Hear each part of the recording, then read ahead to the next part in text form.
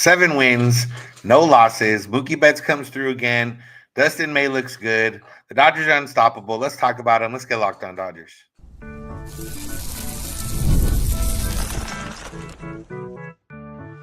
You are Locked On Dodgers, your daily Los Angeles Dodgers podcast. Part of the Locked On Podcast Network, your team every day.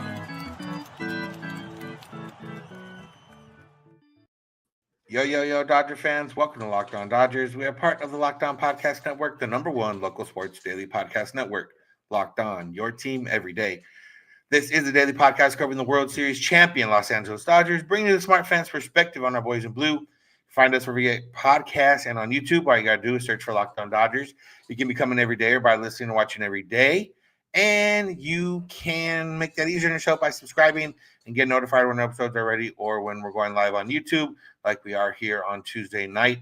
This is your first time listening, watching. Welcome. I'm Vince Samperio. That's Jeff Snider. And we are Locked On Dodgers. We've been Locked On Dodgers for 6+ seasons now. We've been covering the Dodgers in our own way for over a decade. And we've seen a lot of Dodger teams in that time, Jeff. And we could possibly be seeing the best one ever right now.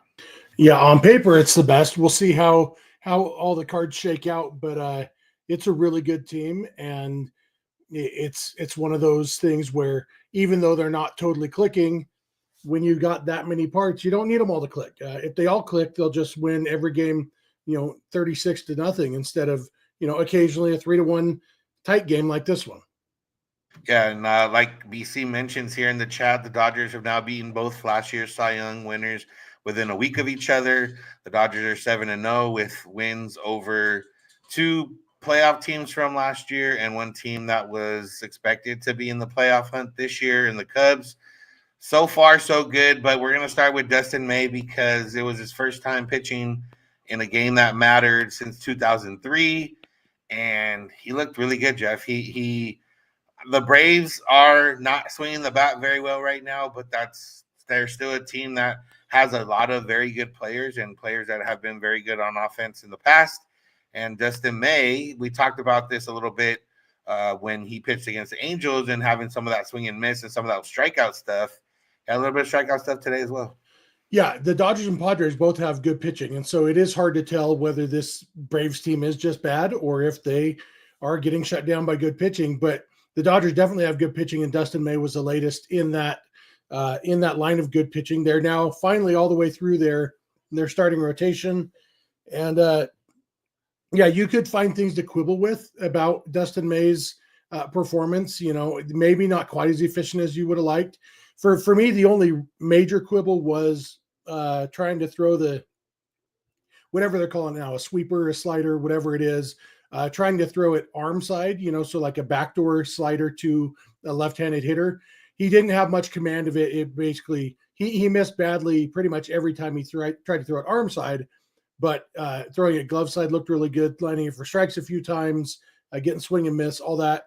And the fastball looked good. The overall, like for a guy pitching for the first time in a real game in 23 months, it would have been hard to ask for much more than 5 innings and no earned runs allowed with 7, 8 strikeouts, something like that. He ended up with 6 strikeouts. 6 strikeouts. So, for Dustin May, that's a good strikeout rate. And all in all, just really good performance. And maybe my favorite part was just, this is kind of the third time now that we've seen emotional Dustin May. His first spring training start, his Freeway Series start, so his first time back in a big league stadium, and now this one. And I don't know, Vince, you don't have a wife yet, I don't know what your plans are in the future, but for me, watching his wife in the crowd after his first strikeout, it was just 1 out, but that emotion on her face, you could tell it was just like, okay, now he's really back. Yeah, and she's been there through the rehab process. I'm sure she was there the night he ate the salad that got stuck in his throat and, ended up having emergency surgery. So she's been through it with him through all of it. And yeah, there is some, the human side of baseball is a side of baseball that really makes the game beautiful, and all sports in general. But, we're talking about baseball here specifically. And this is it where guys can get on. Roki Sasaki for showing a different kind of emotion the other night. This kind of emotion is the same. It's emotion, and it's in regards to the game of baseball. This one is a little bit more happy, obviously, than the other one. But at the end of the day, like, it's passion for the game, it's emotion, it's connected to it. And yeah, for Dustin May, it's been not just a long road to get here from 2023, but just in general, like his entire career. He's had a weird career so far. He hasn't really been able to get it going. But on the Dodgers side of things, like if Dustin May is getting the double-digit swings and misses, 6+ strikeouts, going, he was at 81 pitches, I think, through 5. So like once he stretched out a little more, he probably would have maybe gone into the 6th again. It just seems unfair. And this is one start, but it's one start coming off his pitching against the Angels where he was pitching differently. And I think that's the big part of it. You look at the breakdown of his swings and misses: 3 off the sweeper, they're calling it on Baseball Savant, 3 off the sinker, 4 off the 4-seam, and he threw 5 cutters, got 2 swings, and one of them was a swing and miss. So like there's some variance there. Yeah, that 4-seamer usage was fun to see too, because where you get so used to the fastball darting and then you swing at one and it goes straight, and it's like, yeah, there's so many different weapons he has. And we've talked for years about if he can figure out how to sequence those and how to locate those, then he will start getting the swing and miss. That's what we saw. This was kind of the game we hoped to see, knowing just like last week when the Dodgers faced Tarek Skubal. It's like, I predicted we're going to see 2-1 game, and Dodgers ended up doing better than that. But this one, again, you're like, okay, Chris Sale, runs are going to be at a premium. Hopefully Dustin May can keep up, and then the Dodgers can get to the bullpen. Turns out the Dodgers got to Chris Sale, which was awesome. But Dustin May absolutely did his part in keeping up. He pitched better than Chris Sale. Like, they through 5 innings, they were basically neck and neck. They had both allowed no earned runs, one hit. May had walked 3 guys. Sale hadn't walked anybody, hit 2 guys. And so, it was just kind of neck and neck. And then it was that 6th inning, which we'll talk more about in the second segment, where, that Dustin May, getting him out when they did, made his performance be better than Chris Sale's. And that's why Dustin May gets a no decision. Chris Sale gets a loss.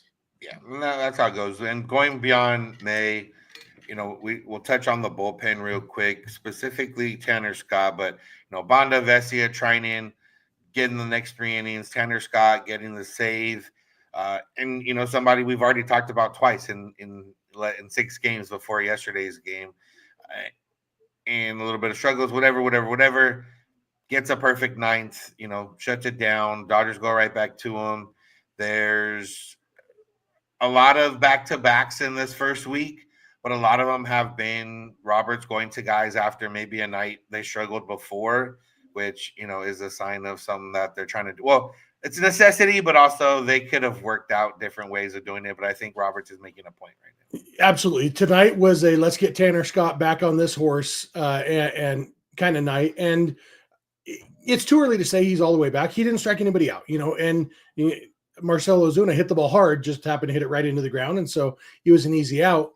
But any of those 3 ground balls could have gotten through the infield, turned into a hit, and who knows what happens there. That's why you do want eventually some swing and miss. And that's what Tanner Scott's going to get to. But just confidence-wise, he's now gotten the last 6 batters he's faced out since the home run by Harris yesterday. And so I think that was Dave Roberts' entire point here. And we've seen it over the years. We saw it with Kenley Jansen so many times. We saw it with Craig Kimbrell for almost a whole season. I'm going to trust this stuff. I'm going to trust him to get it done. With Jansen, a lot of the times it worked. At the end, it was less, a little more iffy. Kimbrell, it worked too for a while. And then, then the wheels came off and they just couldn't trust him in the postseason that year. But all in all, like, we've seen this approach work a lot with hitters, and we've seen them do it a lot with pitchers. And, you name a guy who struggled. Evan Phillips had a terrible month last year, ended up pitching really well. Alex Vesia has had huge struggles and then pitched really well. Dave Roberts believes in sticking with his guys when he trusts his stuff, and that's what we saw with Tanner Scott tonight. Yeah, Braves winless.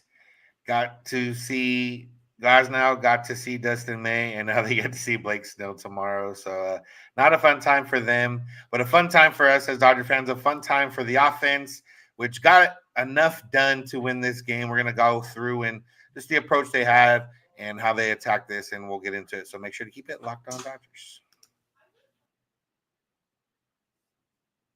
Today's episode is brought to you by Wonderful Pistachios. If you're looking for a snack that's both delicious and nutritious, crack into a good source of protein with Wonderful Pistachios. Wonderful Pistachios is one of the highest protein nuts. Each 1 ounce serving has 6 grams of protein, giving you over 10% of your daily value. Plus, they're packed with fiber and better for you, unsaturated fats to help keep you feeling fuller longer. I know I usually show a bag of Wonderful Pistachios. Just pretend there's a bag here because I took my bag to the Dodger game on Monday when I was there, and I finished the bag, so I have to go get another one. But that means that they are working, they are good, and they get the things done. I took the shell variety to the game since I was sitting in the seats, and like getting that crack going on, making a little bit of a mess. And but if you don't want to make a mess or you don't have that kind of time, you get the no shells variety, and you can check out the different flavors and everything else. And they got to-go packs and big packs. A lot of different things with Wonderful Pistachios. So get snacking and get cracking with the snack that packs a protein punch. Visit wonderfulpistachios.com to learn more. I want to thank you for making Locked On Dodgers one of the listens of your day, whether it's first listen, last listen. If we're listening every day, we appreciate you. And you can make that easy on yourself by subscribing and get notified when episodes are ready or when we're going live on YouTube. If you're on YouTube already, you can check out Locked On Sports Today and Locked On Sports Los Angeles, 2 24/7 streaming channels from the Locked On Podcast Network. And if you are on our page on YouTube or on our wherever you get your podcasts, you might notice that there's been a postcast. The Locked On Dodgers postcast host Pete Fox is available live after most Dodger games, and it's all on the Locked On Dodgers YouTube or podcast feed. So make sure to check that out. And Jeff, let's talk about the offense. Dodgers only put up 3 runs, but that was 2 more than the Braves put up, and that's all that matters at the end of the day. It was a little bit quiet early on, but the Dodgers got it done. They let Chris Sale face the lineup a 3rd time, and did not go very well for him. Yeah, I was in a chat with somebody and kind of they were grumbling. I think it was our buddy Seth who's here in the chat here. He was grumbling that the Dodgers weren't getting Chris Sale's pitch count up high enough, wanted to get him out of the game. And for me, I felt like it was like the perfect sweet spot because it was high enough that he's gonna start getting tired pretty soon, and also low enough that the Braves are gonna let him face the Dodgers lineup for a 3rd time. And it was such a perfect, okay, he's right there. Like, they're going to let him go, especially they've used the bullpen the last few days, too. Yeah, there's no way that they could get away with pulling him. He's the reigning Cy Young Award winner. You have to trust him to face the lineup the 3rd time. Problem is, this Dodgers lineup is really good, especially 3rd time through the order. And we've seen it so many times that you just can't keep this team down for a whole game. And so that's what we saw. As soon as Shohei got that leadoff hit off Sale, like Chris Sale is death on lefties. And I know Shohei Ohtani is the best left-handed hitter in baseball, but even him, he didn't look good his first couple at bats. When he got that base hit, I'm like, this is what I wanted. I didn't necessarily expect Mookie Betts hit a home run, but it wasn't shocking to me. And it was definitely, it crossed my mind because of what we've seen from Mookie the last couple days. And, the way that Sale was throwing this slider, knowing how Mookie can turn on a low and inside pitch, all those things just kind of added up to Dodgers have a real good chance here because Chris Sale is facing the lineup for the 3rd time through the order. Yeah, it was a little bit different from earlier in the game when the Dodgers got a couple guys on. And then, it went to Rojas and Pages and Taylor or somebody, whoever was before Rojas. And it was like, okay, yeah, they probably weren't going to score. Oh, Kike, Rojas, and Pages. And they didn't end up scoring when they had 2 on, nobody out. And in a game where you have Rojas and Taylor in the starting lineup, Rojas had a good offensive year last year, but that's not necessarily how he profiles, especially against an elite pitcher like Chris Sale. Chris Taylor's in the starting lineup mostly because, Freddie had to go use his guest bathroom, and that didn't work out quite well for him. But that's just the nature, like the team, the pitching keeps you in the game. And if Dustin May or whoever, or the bullpen or whatever had let the game become, 3-0, 4-0, a little bit harder to come back from. You're not necessarily a bloop and a blast away, or in Shohei's case, a real hit and a blast away. But that's where it is for the Dodgers. That's where it's been when they've had these 2 wins where Mookie contributed with the big home run. It's because the pitching has kept it close. The offense got it done. And, yeah, it's hard to face Ohtani, Mookie, and Freddie, and when he's healthy, 3 times in a game, especially if you're one pitcher.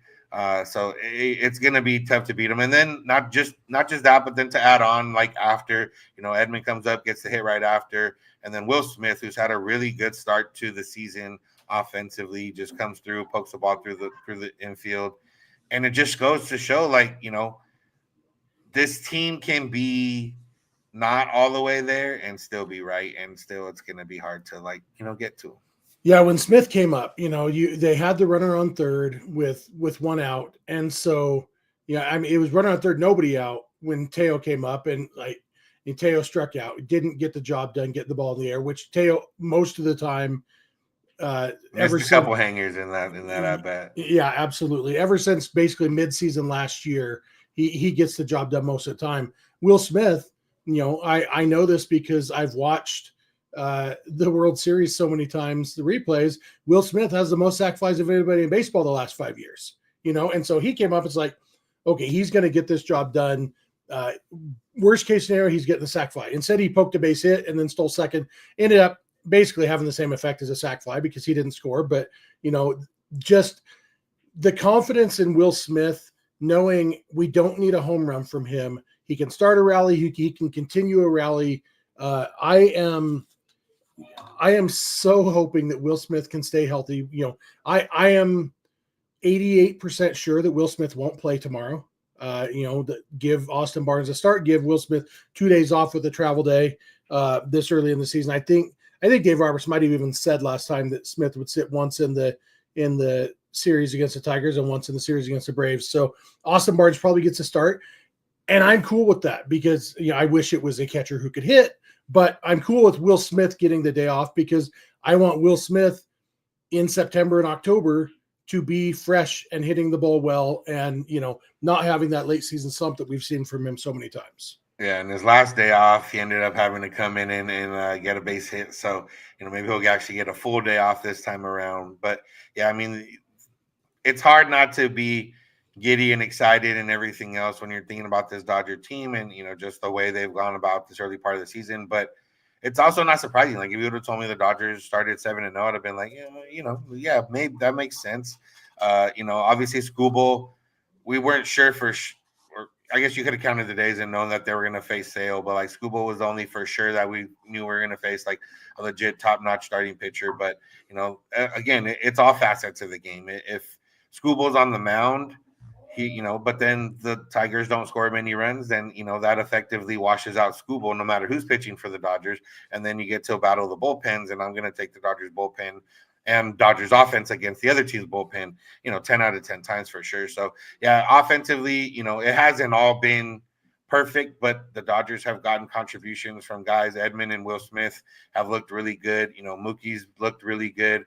Shohei's had games, where he's contributed.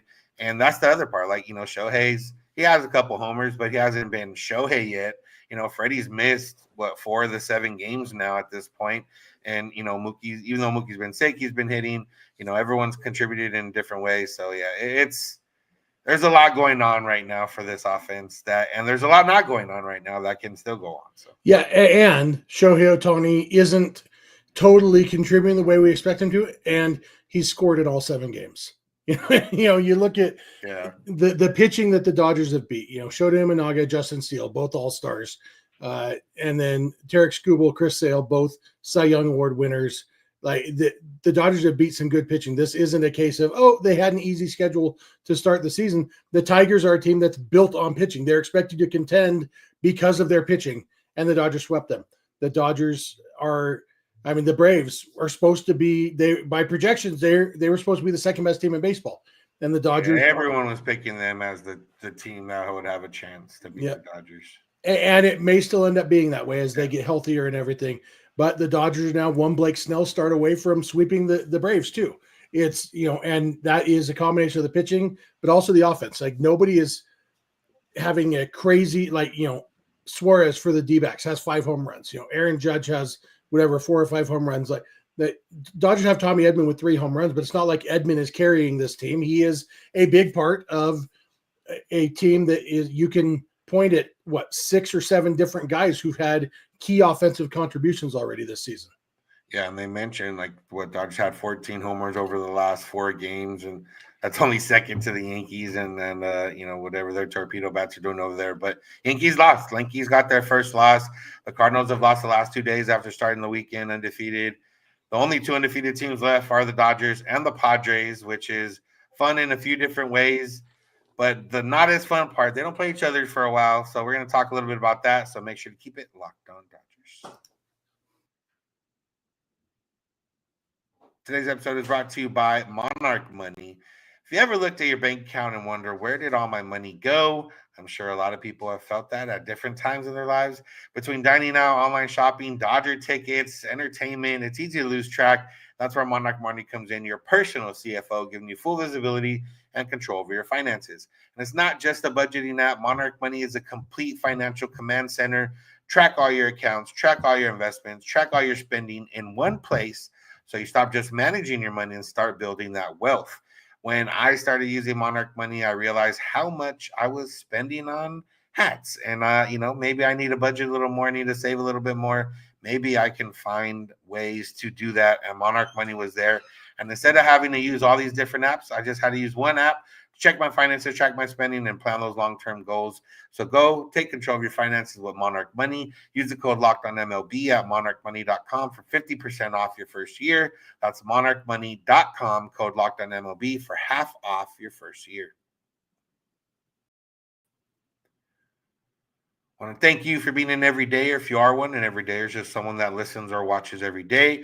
We appreciate those of you that already are everydayers. If this is your first time listening, we appreciate you for checking us out and hope that you stick around to become an everydayer.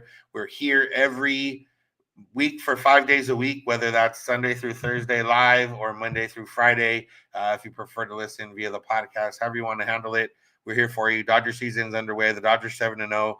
There's no reason not to be in Locked On Dodgers every day. And there's also not much reason to not be a Locked On Dodgers insider. You can go to joinsubtext.com/LockedOnDodgers to become one. It's a text message service where you get text directly from us, keeping you up to date with the Dodgers, and also get an invite to our Discord server where you can talk baseball with other Dodger fans, other Dodger insiders. And Jeff, the talk of last year was Dodgers Padres. When it happened, the talk after the World Series was still Dodgers Padres and Yankees making mistakes. And here we are, April 1st, almost a week into the season. And the talk is once again Dodgers Padres because they are the only 2 teams without a loss yet. And normally this would be exciting because the Dodgers and Padres usually play each other within the first month, 6 weeks of the season. Not so much this time. So while it's fun, who knows where they'll be when they play each other in June, but it's a little bit hard to compare right now. Yeah, it is. And it's a product of the more balanced schedule where now they played every division opponent 19 times a year. Now it's down to 13. And so that's 2 series that are taken out. And so it used to be you could count on about 1 series per month against your divisional opponents. And now it's more like every month and a half. And in this case, we're a full, 2.5 months into the season before the Dodgers play the Padres, which means they will play each other more. It'll be, the 13 games will be compacted into 3.5 months. But like you said, it'll be interesting to watch kind of the parallel chases as they are battling for the division, but not battling head to head against each other. And I haven't really looked to see, how the schedules line up, who it favors or anything between now and then. But then you've got between June 9th and June 19th, and those 11 days, they play each other 7 times. And that's going to be, that'll probably be I would imagine the division will still be pretty close by then. And that is going to be some team's opportunity to break away and kind of take control of the NL West. Yeah. I mean, there's, the Padres pitching has been really, really good to start the year, specifically the bullpen. I don't know if the stat didn't cover Tuesday's game. Might have not covered Monday's game, but I think after the weekend, they hadn't allowed a run in the 6th inning or later. They hadn't really allowed too many runs lately. Again, the Braves, it's one of those things where we might look back in a month and be like, oh, man, the Braves haven't lost since they played the the Dodgers and Padres, and maybe their offense was really good, and the Dodgers and Padres pitching was just better, or whatever the case, blah blah blah blah blah. But yeah, I mean, it's we talk about the Padres, and with the Padres have been a rival of sorts the last few years. Not the Dodgers' main rival, but at least the last few years, definitely bringing the division rival maybe in bold letters. For the Dodgers, best start since or in team history, best start. They had the 81 stat the last game. I think 7-0 is now the best start. I don't know if Dodgers history, LA Dodgers history, yeah. 55, they went 10-0. Yeah. So, but it is interesting because, like I said, we're not going to see them for a while. By the time they play each other, they could have gone, the same direction. They could have gone opposite directions. They could, whatever the case is. But either way, it's good to see, and it's going to make for fun times when they do finally play each other, even if it's not necessarily they're both undefeated anymore. Because the Dodgers might still be. I don't know about the Padres. Yeah, baseball seasons are fun when there is competition. I obviously I'm hoping the Dodgers are already 9 games ahead by the time they face each other on June 9th. But you know what? Whatever happens, as long as the Dodgers take care of business, they're going to be just fine. It's in between those 2 series with the Padres, I have a series with the Giants, who are currently, I think, 5-1, 4-1, something like that. And so they are, and the D-backs have a good. I assume the Rockies have a bad record. I haven't paid attention to them at all. But the other 4 teams in the division, they're 1-3. Yeah, that sounds about right. Yeah. But the other teams are all putting up a fight. 3-2, but they just beat the Yankees. So yeah. So the Dodgers half a game up on the Padres, 2 games up on the Giants, 3 games up on the D-backs, 4.5 games up on the Rockies. The Rockies are rockying already, and the Dodgers and Padres right there in run differential and everything. The Padres are getting done with their pitching, their run prevention. They've only allowed 9 runs in their 6 games. So it'll be fun to see for sure. Although the Rockies starting pitching isn't rocking, they're actually doing very well. It's just the rest of the team that's not doing very well on their end. So, and the Rockies have only scored 9 runs. They're the flip side of the Padres there. So yeah, but yeah, I mean it's the season just started. The Dodgers could technically lose 3 in a row, and we're still going to be here saying the same praises. This team is still good to go, ready to go, and has a lot to continue to do this season. But in a year where you have the heaviest of expectations on you to still start the season the way they started, I think the Dodgers are the core of the Dodgers, and the team aura. I don't know if that's the right word, but the Dodgers have the most pressure on them every year, like realistically, when it comes to just the expectations placed on them by themselves, the expectation placed on them by others, the expectations placed on them by the vocal minority on social media, and they in the regular season they've always come out and done the job, and they've done it now for a long time.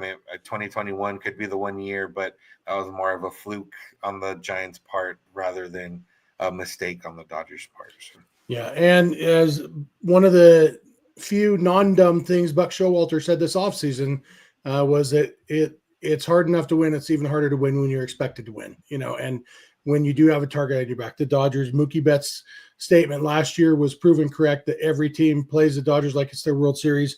That's even more the case this year after the Dodgers actually won the real World Series and then went and spent more money. Every team wants to beat the Dodgers, and so far – nobody has successfully done that this year, and I think that's pretty cool as a Dodger fan. Yeah, and Dodgers send Blake Snell to the mound on Wednesday to try and close out the series, finish the sweep. Shohei Ohtani bobblehead, so I'm sure the stadium will be nice and calm, and traffic will be nice and free flowing, and everything will be fine. The fact that it's a 5:30 game, it'll be interesting, and just for the logistics of it all. Yeah, people got to need to be lined up for the parking lot tonight. In fact, don't leave the stadium tonight. Just go out if they pull out of the parking lot and get back in line. Yeah, I have learned. We'll see what happens. We'll see if they do the phantom extra bobbleheads like they did last year when it seemed to everyone got the second bobblehead. Yeah, I'd be shocked if we hear of anybody who gets to the game and doesn't get a bobblehead tomorrow. Yeah. One other bit of news, as Mike points out in the chat, the Dodgers announced that Tony Gonsolin and Evan Phillips will both pitch for Oklahoma City on Thursday. That's exciting. Obviously, not sure exactly what their timeline will be. Phillips, you would think, would be sooner, just because relievers don't need to get built up. But Gonsolin hasn't been that long, so he's probably still semi-built up too. But I wouldn't be surprised if he makes 2 rehab appearances before he's ready to go. But Evan Phillips could be back taking that spot that's currently held down by what's his name? Luis Garcia. Yeah. Who was good thing the Dodgers didn't need him. It would have been his 4th game in 5 days, or 4th game in 5 games. I think maybe the day off saved him there, but yeah, he's pitched a lot. Yeah, that's his job, to pitch until his arm falls off or he's no longer needed, whichever comes first. Yeah. All right, Jeff. You got anything else before we get out? No, Dodgers 7-0, 162-0 is still on the table. 173-0 is still on the table when you count the postseason. That's what I'm going for. That's what we're shooting for. We're all shooting for the stars. That's going to do it for today's episode. Thank you all for listening. Thank you for making Locked On Dodgers your first listen of the day. Make sure to find us wherever you get podcasts and on YouTube. Make sure to be coming every day or by listening and watching every day. And make sure to subscribe to get notified when our episodes are ready or when we're going live on YouTube.